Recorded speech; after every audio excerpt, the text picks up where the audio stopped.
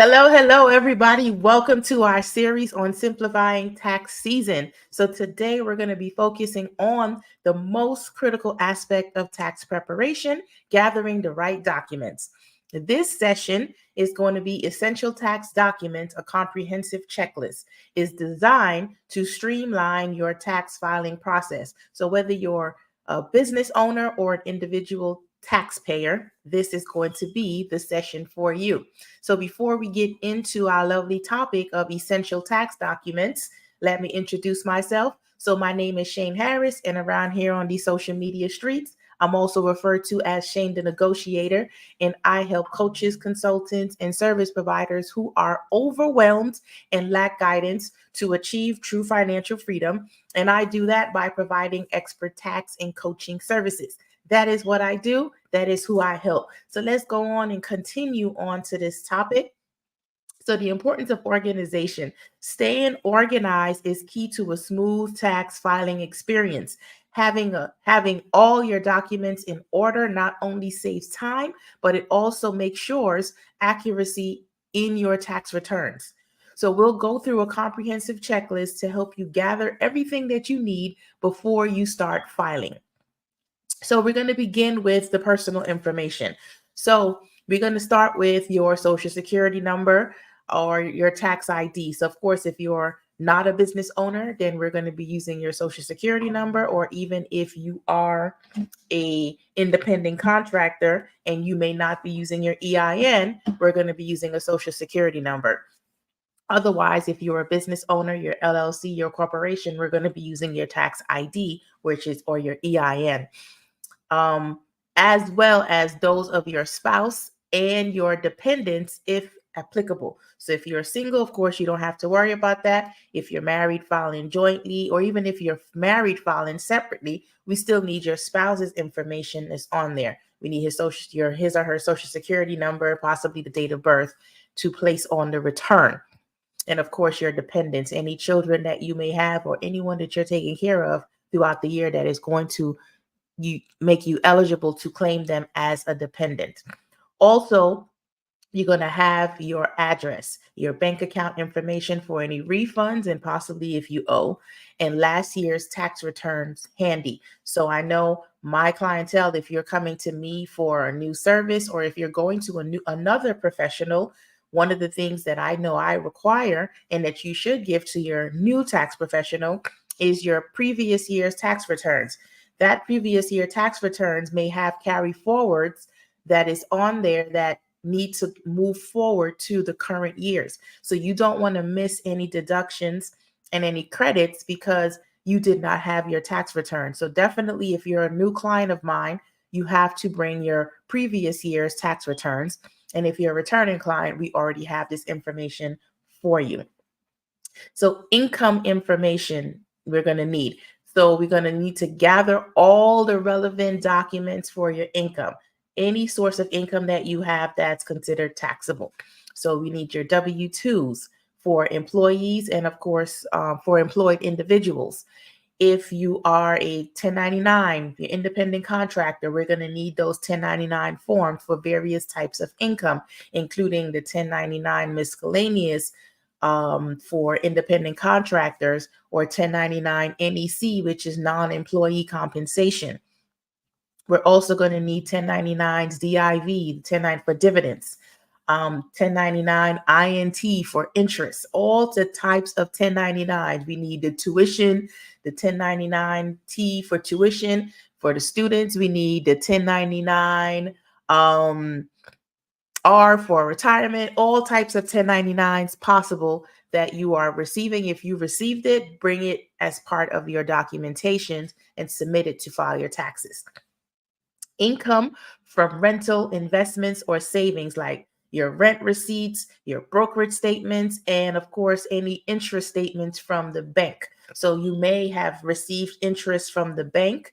You may have gotten a bonus. So sometimes you open up a new bank and they may say, well, if you have your bank account within the next 3 months or within the next 6 months. If you have a certain amount of transactions or a certain amount of deposits, we're going to give you $400 or $500 or $750. Well, you're going to have to pay interest on that because it's considered income, is other income. So they're going to likely send you a 1099. And I'm sorry, my nose is getting a bit stuffy at this moment. So excuse me. So they're going to ask you to send that 1099. They're going to give you a 1099 and you're going to bring that. So you're going to receive 1099s if you have interest of $10 or more. You're likely going to receive a 1099 for that. We're going to need your business income. So if you own a business, you're going to collect all records of your income received. So we're going to need your profit and loss statement. You're going to need your balance sheet if possible and the statement of cash flow. If you have all three of those, it's definitely a good idea to bring them to file your taxes, especially the profit and loss and that balance sheet. If you are a corporation, we're definitely going to need that information. Expense records. So next, you're going to compile your expense records, and this can include your receipts for your business expenses. So if you're self-employed or you own a business, this is definitely where you want to have your receipts and all of the expenses that you spend throughout the year in your business. So this is where bookkeeping is going to be very, very important for you, because if you already did the bookkeeping, it's just a matter of bringing in the statement that has everything categorized and all of your expenses going to be listed. So you're going to have expenses that you paid. If you paid wages because you had employees, if you paid wages to contractors, if you paid yourself wages, if you have expenses like advertising and marketing expenses, they're going to be listed in there. If you paid for education or tuition or any type of expense that you have, you paid rent for your business, whatever you paid, all the expenses, we're going to need the receipts and the documentation to show that you have all of these expenses so you can get these deductions. We're going to need your charitable donation receipts. So if you have donated to any type of charity, you need to bring those receipts.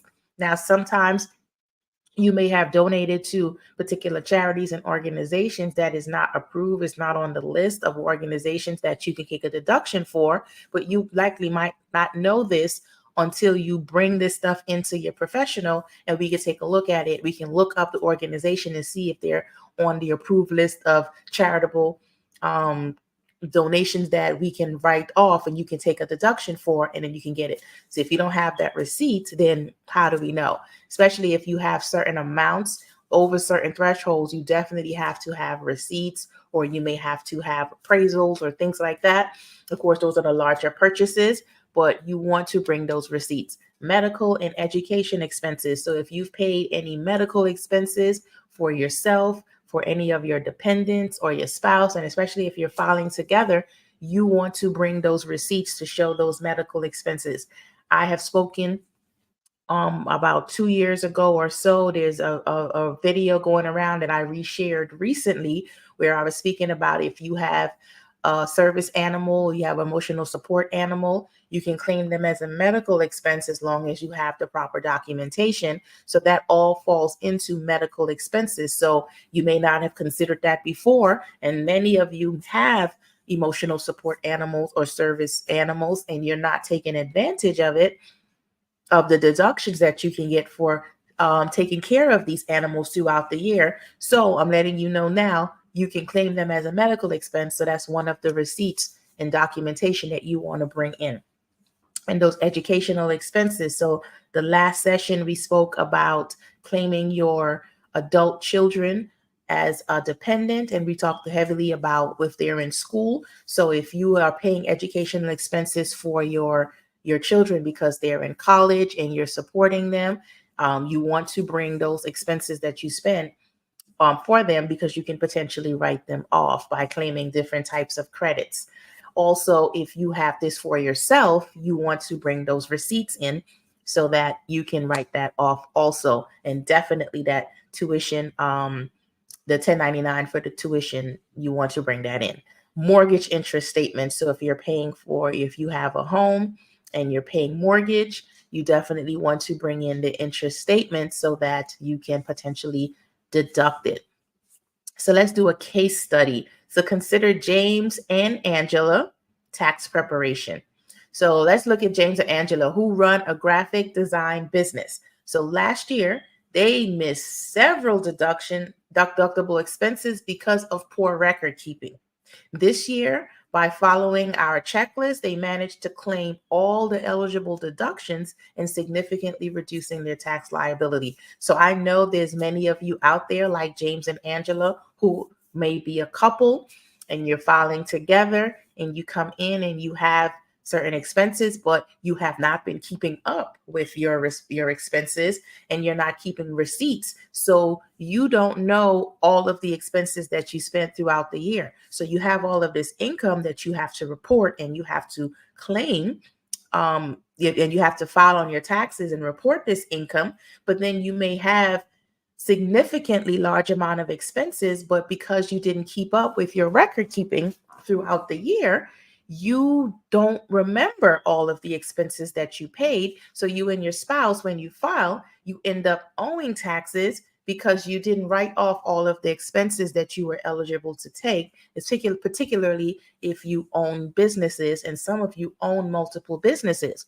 I have several spouses that I work with throughout the year or that come annually to file their taxes, and they miss deductions because they are not keeping up with their records. So those of you who are working with me throughout the year, we usually don't have this issue because throughout the year, we're talking about different strategies and tips and tools and resources available to you so that you do not owe at the end of the year when it's time to file your taxes. So having that accurate records and keeping up with your books, that is very important to you when it comes to filing.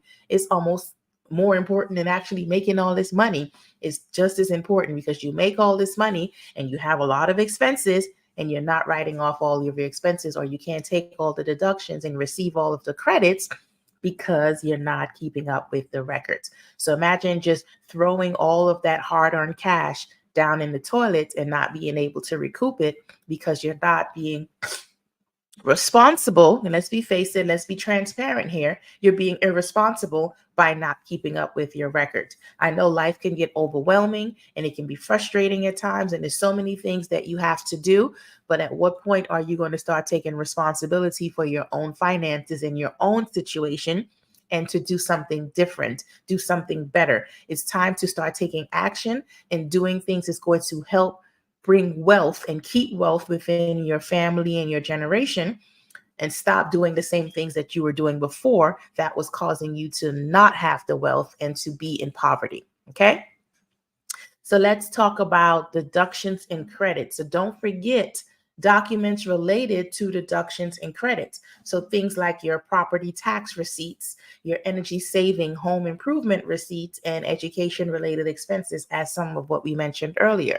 So you want to have the receipts for your property tax, because if you're writing off certainly these expenses, especially when we start getting into talking about the home office and things like that, you want to be able to deduct depreciation for your home if you're not renting. If you actually own the home, deduct things like depreciation, and we're going to need documentation for this stuff so that we can actually do it. The energy and saving home improvement receipt. So if you have we spoke previously when I did the session on home office expense. So if you missed that session on the 8829, go back and check the playlist, Business Growth and Tax Mastery Series, the 2024, the newest playlist, and go back and check the 8829 session on home office expense, where we spoke heavily on what all falls onto the home office expense and depreciation and all the things that you can potentially write off for your business.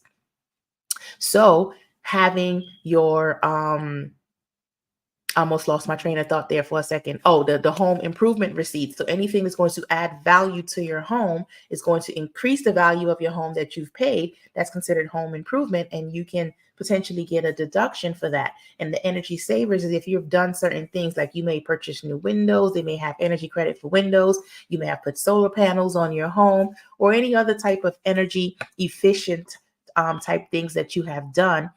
You may have a new HVAC system that has certain energy you can get energy credits for. There's so many different things out there, but you won't know unless you bring those receipts for those purchases that you've made and let your professional determine if this is something that you can take a deduction for or not, because you may not be aware of that. Okay? So, and again, those educational related expenses. So let's say if you have, like I said, those 1099-T tuition, if you're helping your students, your college students pay for tuition, or you're helping them with their rooming board and things like that, or you're doing this for yourself, the education related expenses you can take a deduction for.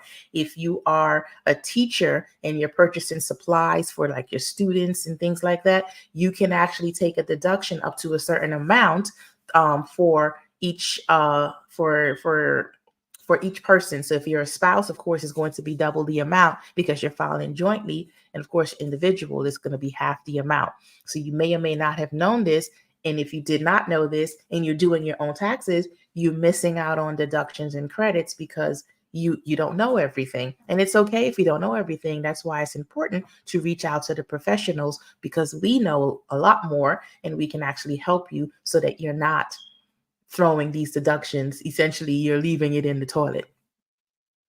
So additional documentation for business owners. So we're going to need your quarterly tax payment receipts. So if you have made your estimated tax payments, which if you are a business owner and you're profiting throughout the year and you're expected to owe at least $1,000, for corporations, it's the C corporations, if you're expected to owe at least $500, you need to be paying estimated taxes. Of course, if you're S corporation and the partnership, the business do not pay those quarterly taxes. You as the individual or the shareholder, you pay the taxes, the quarterly taxes on your personal side of things. The business do not pay the quarterly taxes. The C corporation, that's a little bit different. It's double tax. So that corporation pays estimated taxes, and so does the shareholders.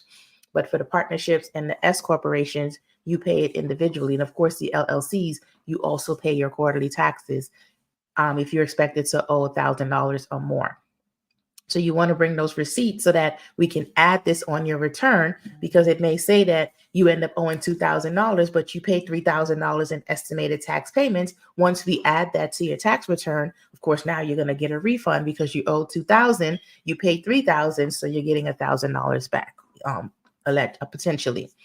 We need your inventory records. So if you are e-commerce or you have products that you're selling, you're reselling products, and you have inventory, any type of inventory that you are keeping, we need the inventory record. We need to know what the end of year inventory was from the previous year, the start of year inventory, and what the year ended for the last year. So for instance, if you ended the year in 2022, whatever the amount was should be the exact same amount when you started the year January 1st, 2023. So whatever that amount is, we need to have the record of that.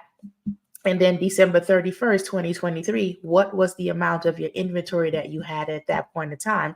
Because we're going to have to do subtractions from that. So we need that inventory record. So it's definitely important for you to keep up with your inventory. And you should be doing this monthly, definitely every quarter, if anything. But annually, you're definitely going to need to do this to file your taxes. And again, as I mentioned, the home office expenses, if it's applicable to you. If you're a corporation, the home office expense is not going to be applicable to you. You're going to need an accountable plan, which is an employee reimbursement plan, which we spoke about in the previous session. So go back again and check that business growth and tax mastery series where I spoke about accountable plans. And if it applies to you because you have a corporation and you would like to be able to get reimbursed for certain business expenses that you are paying out of pocket that the business is not paying for, you want to go and check that playlist and watch the accountable plan. That's going to give you some good, valuable information on that. Okay. So to conclude this up, this comprehensive checklist should serve as your starting point for tax preparation. Being thorough and organized can make a significant difference in your tax filing experience. So we're going to talk about some teasers for next week or for our next session. So join us in our next session where we're going to be discussing anticipating tax changes. We're going to talk about prep for 2024. It's crucial to stay ahead of tax changes to plan effectively for your business and personal finances. So we're going to speak about the changes that is going to take place in 2024 moving forward so that you know what to expect when it comes to filing your taxes. Okay. So in closing, thank you for tuning in. If you found this checklist helpful, please like, share, and subscribe, especially if you're on YouTube. Subscribe to the channel, share this information, comment if you're on the other platforms and you happen to see this information, comment in there. Let me know if you're finding value in this service, share it with someone else, because even if you may not find value in this particular content, maybe someone else that you share it with may find it valuable. So remember, preparation is the key to a successful tax season. So stay compliant, stay organized, and I will see you on the next one. So I hope you guys have a great and